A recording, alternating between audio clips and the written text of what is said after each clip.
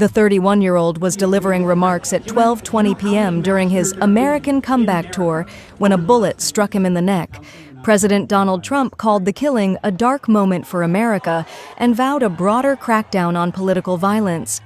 I sympathize with the family of Charlie Kirk, who stood for the truth, who stood for freedom, and engaged in open debate to debate those who are so overwhelmed by immorality. Some things I want to point out in this incident is that this happened in a society that talked so much about freedom of speeches. We talk about the right to this, right to that, freedom, and they hold it in high esteem. But here is somebody who is coming to now use those rights that they are preaching to now talk about, go against what they are standing for. And they killed him. So you see that it is not about the right to freedom of speeches and all that. It is sometimes these ideas are promoted to silence those who are standing up for truth, who are speaking up and going against immorality, those who are standing tall to sanitize the society. They believe that the moral governor has created a society that should strive with righteousness. So, since they want to silence them, they come up with freedom of this, to give people the opportunity to continue to engage in that. So, you see, this man was standing against this evil concept of LGBTQ. Evil concept, which is almost creeping into our contemporary society, Nigeria. That is the first thing. So they are preaching freedom, but here is one who is using his freedom to preach truth, and now he is silenced. They have killed him. Then secondly, another thing I want to point out here is that darkness will always fight the light. Falsehood will always persecute truth. If you check in history, those who have always stood tall, stand tall for righteousness, for truth, for good society, they have always been persecuted.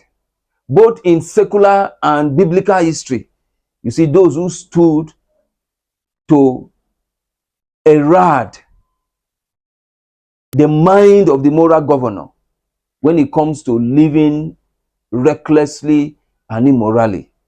They have always been silenced, and this is one of the cases. And even till today, people are still persecuting those who are standing for truth politically, socially. Now you see in our community today that when someone is speaking the truth, the person can either be termed to be maybe suffering from poverty, or is silenced by police, or any agency that they will use to silence that person. Some people may speak truth to power and they can be silenced, and it still happens. Even religiously, we have seen religious leaders taking people to prison because they challenge their activities. But one thing that should be noted is that truth does not need support. Truth don't need AK-47.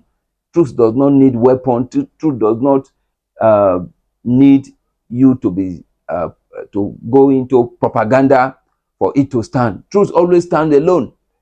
It is only falsehood that needs all these weapons so that it can stand. And that is why people come up with all kinds of weapons to fight the truth. But the truth will always stand alone. The truth never dies. You may kill the prophets of truth, but you can never silence truth.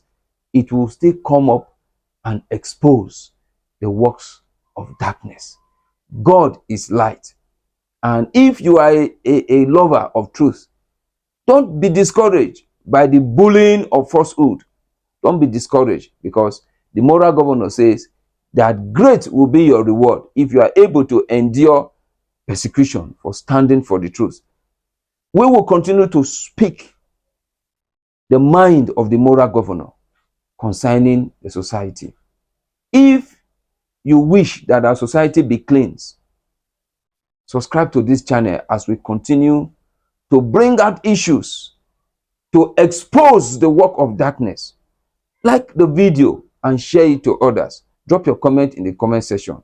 Let's talk about it. Thank you.